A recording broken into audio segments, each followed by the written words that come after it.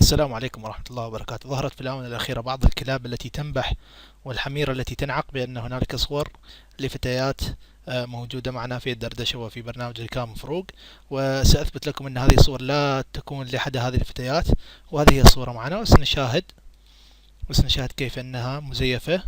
نضغط على جوجل البحث ونضغط على صور ونضع الصورة من هنا ونضغط على تحميل الصورة ونختار الفايل الملف ونختار الصورة.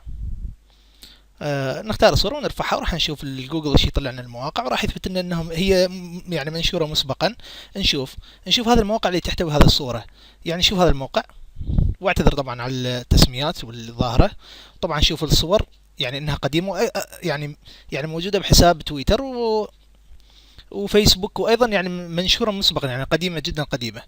وشكرا، وارجو ان مثل هكذا كلاب ان لا تنشر هكذا صور، وان شاء الله راح نظل نحاربهم، وشكرا جزيلا.